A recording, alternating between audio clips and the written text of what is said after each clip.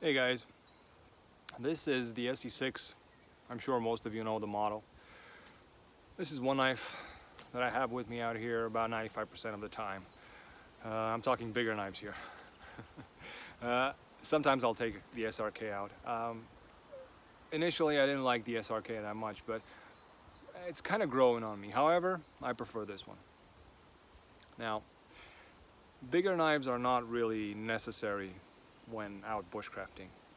They are cool, and I think that learning to do certain tasks with a bigger knife, for which it's not really meant for, is fun. Sure, for smaller tasks, a bushcraft knife like the Mora 510 is much better. And the Mora 510, in my opinion, is one of the best bushcraft knives out there. It's inexpensive and it just works wood very, very well. The ESEE is cool and it can help you out. And I thought, well, I've had it for such a long time. I might as well start off the video by showing you what I do with it. And it's not that much. Sometimes I'll be out here, I'll put it on my belt, and it won't come out of its sheath for one entire day. But what I do with it, starting small, going to big, is I do like to cook my food out here sometimes, and I make skewers. So I'll debark them. And rather than using something like the Mora, I'll use this. Why? Easy. The Mora has a more acute edge angle, and it will bite in the wood. This one has a rather large edge angle, and it will make debarking easier. You don't have to pay that much attention. Now, this is extremely stubborn wood. I think it's dogwood. But you can definitely work with the ESEE on it, debarking a stick. And you don't need to do that great of a job, as you can see by what I'm doing here. Control with a big knife, well, for smaller tasks, it's much more difficult. Sometimes you'll need to just put a point on a stick. This is softer wood, I guess. And I've been playing around with this, practicing my putting a point on a stick method. And it works. You see, it does have this finger choil, which is excellent. For some knives, it'll be a bit too small. This is actually quite good. Now, you might know the model, and you might have noticed that it has jimping here. Well, because it has such a thick handle, and the choil is rather large, this jimping doesn't really bother me. Now, if I were to do this for 10, 20 minutes with harder wood, something like this.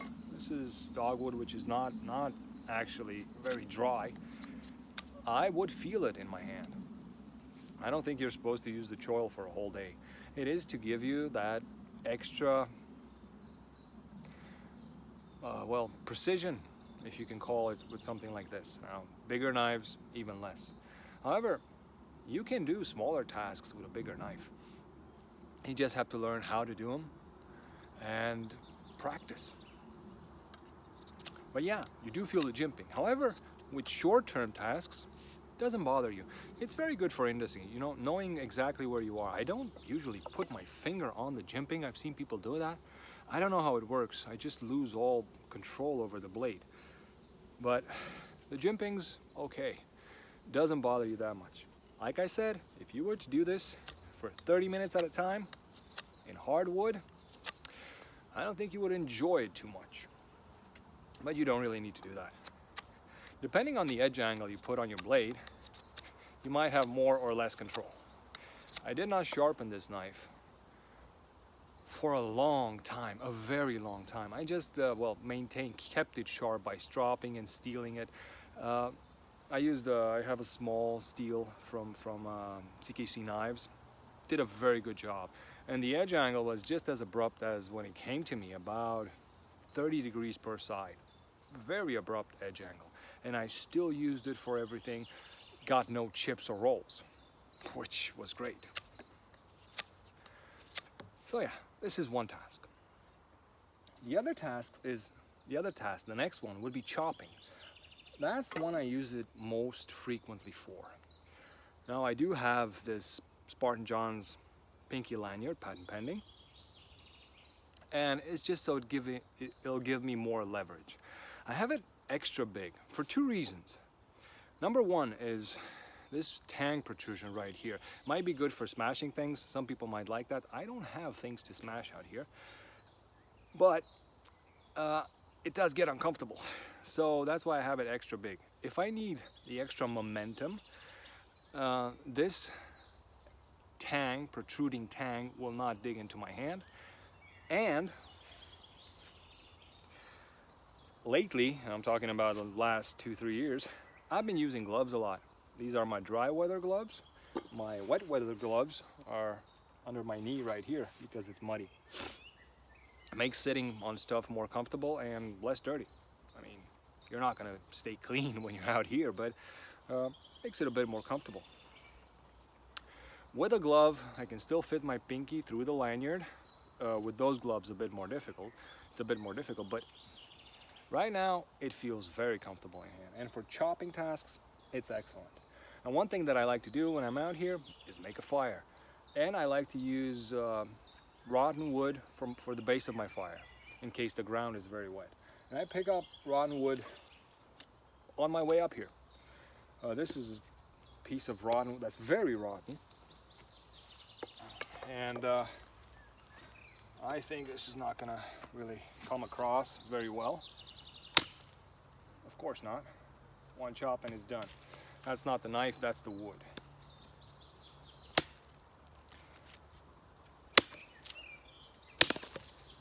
But yeah, you can obliterate rotten wood with this knife very easily. Let's take something that I picked off today. Now this is very wet, and I think it will still have a stronger core. And I'll use something like this for the base of my fire, and this is what I'll do. Now, does a hatchet like that one work better for this? Yes. There you go, we're getting to the core.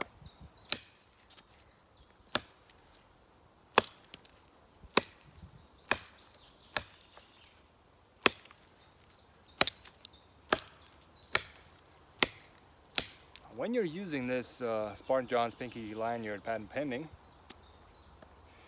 you won't be as accurate in your chops. I didn't just notice that now. It's easy.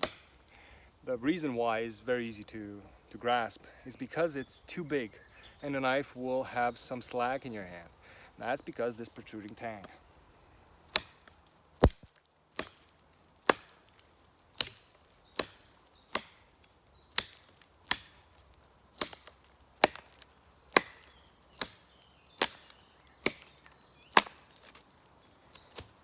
So there you go. Hardcore, rotten outside.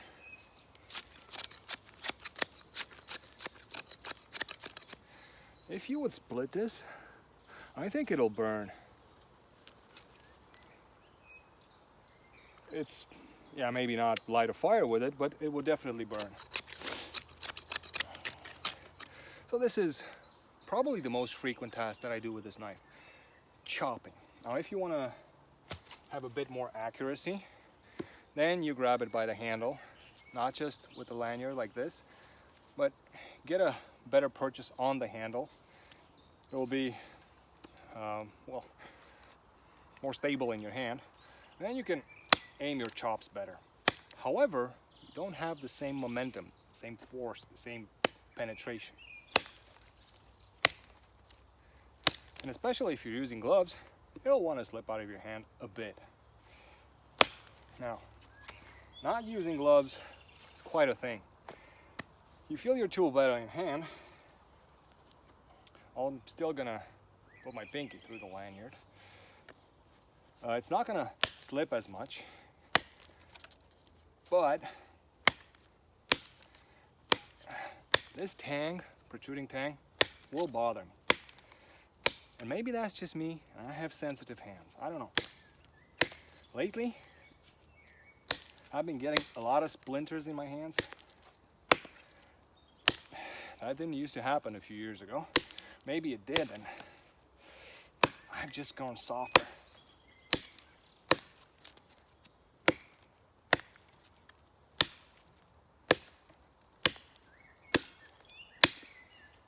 could turn a piece of wood around, but I'm thinking if you're gonna stay through this whole video, you might see something interesting with each chop.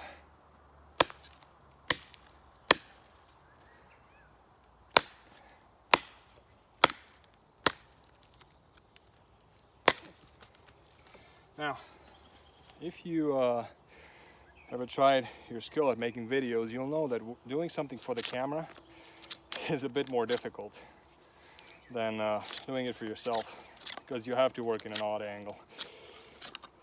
So yeah, the wood is dry here. Okay, so we have 3 pieces of rotten, dry wood inside. Perfect base for a fire.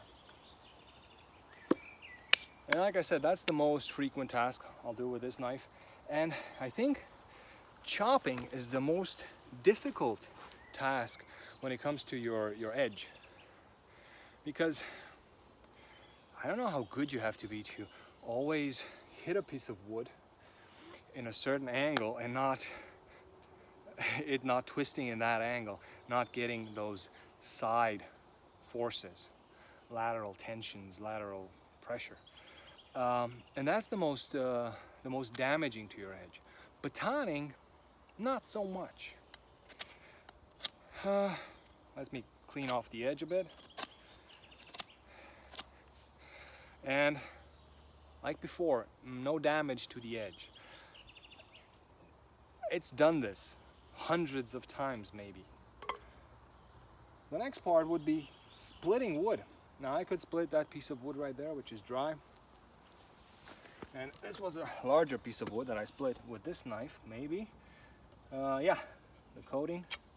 The coating still rubs off. I mean, but for your viewing pleasure and my constant need to test my knives, I'll just split this piece of wood. Use my small baton, and we'll see how this goes.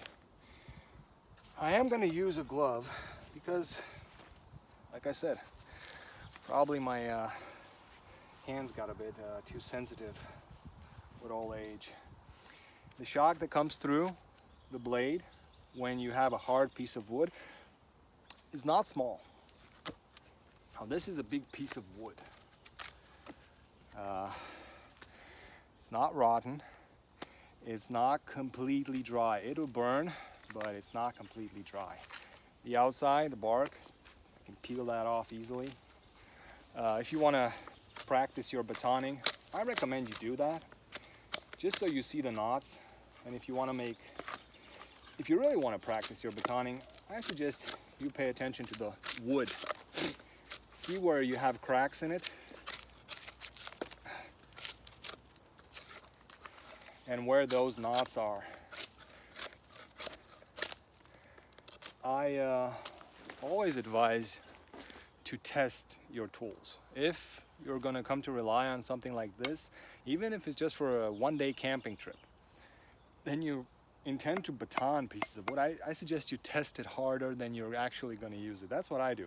If I go camping and I only have this knife, which is improbable, but let's say I do, I would never assume to even try, or try to even assume that I will split pieces of wood of this size. I'll just, only if I need to, but it's already been tested for woods that are much drier, harder, and more stubborn than I'm guessing this one would be. And as long as it's on camera, it'll get views. All right, so this is where we sit. The choil does get in the way sometimes, but as with most things in life, just power through it.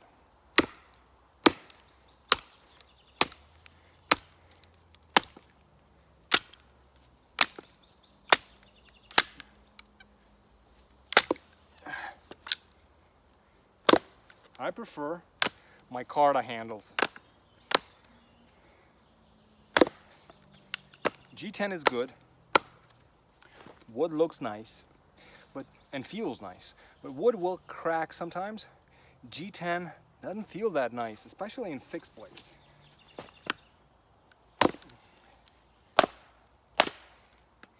And we're getting through these 2 knots. Now the smart thing here, just so nobody will say I didn't say so, would be to put a wedge in. And if your knife gets to this stage and you can't baton it further, I suggest you put a wedge in if you don't want to damage your knife. But in my case, well, we'll just see what happens.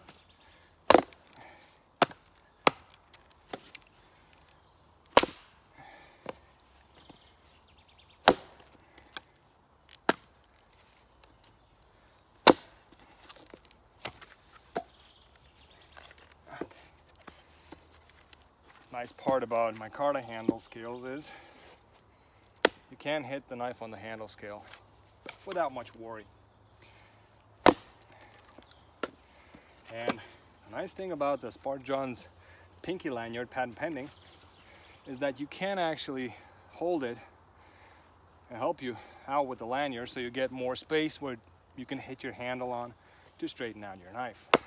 See? It's that easy.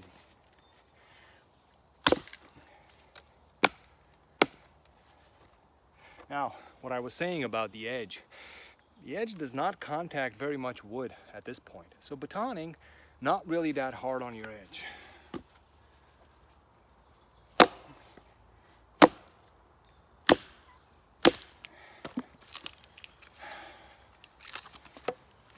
Alrighty, see, that was a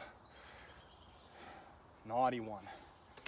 I knew it because I cleaned off the bark before.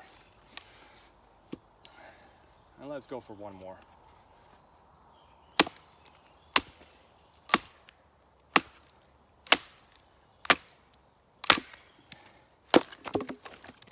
Yep. All right, this wood can dry, and it'll go on that pile.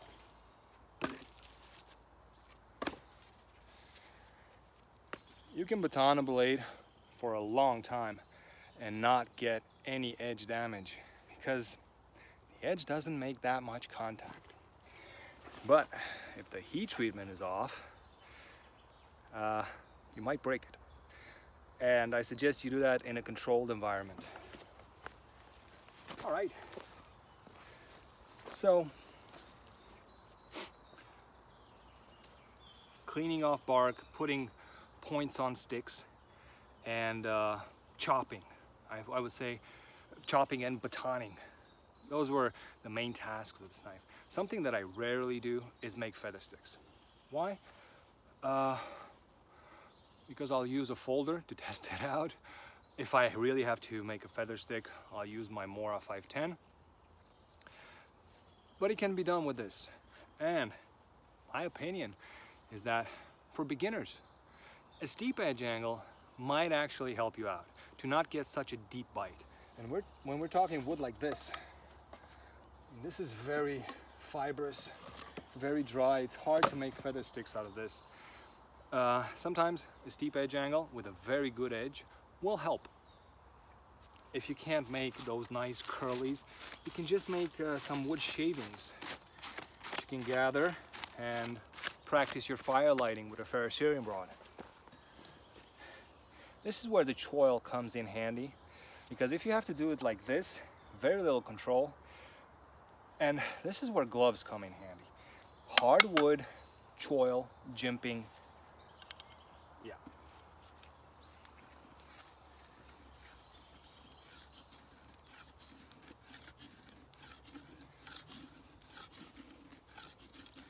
Oh, and another thing, splinters.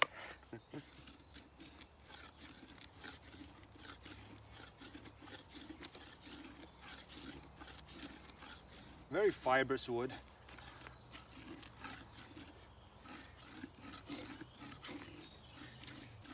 Now, if I were to take something with a keener edge, it would bite in much deeper and much easier with a keener edge, with a smaller edge angle. That's what I'm talking about. Yeah.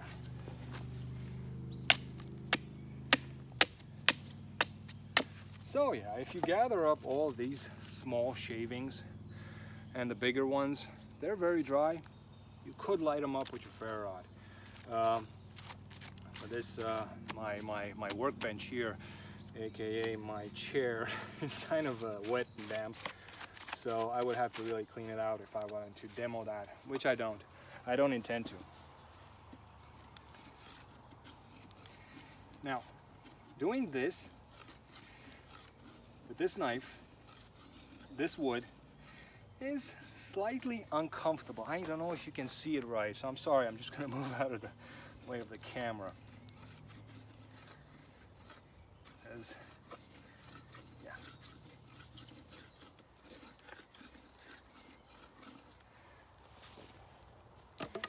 Dulling an edge like this would take a long time, especially if you don't force it. I'd say that chopping and abrasive materials would kill your edge much quicker than something like this. Okay, so cleaning off bark, sharpening sticks, chopping, batoning, and making feather sticks. From a bushcraft point of view, it does it. It doesn't do it excellent, but it does it. Now, why do you need something like this? Well, this is one of my other favorite ESEEs, along with the Hunglas, which is a bit more impractical. I got this nice pouch so I can put it on my backpack a while ago, and I've never used it. The ESEE 4.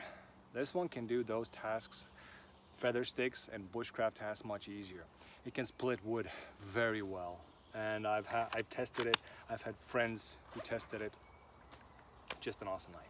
But the 6 can do much bigger tasks much easier. Now, this is what I do with it. I've been doing this with this knife for, I don't know, 3, 4, 5 years. I can't really tell you the exact timeline. It's still in great condition. I was never worried when batoning or abusing an ESEE knife. I think they have an excellent heat treatment for 1095. I don't know their 440C, but 1095 is heat treated very well. That was it for part 1, I think. That show and tell maybe. And if you want to stick around for part 2, that's just a tell part, I guess. So, if you weren't bored.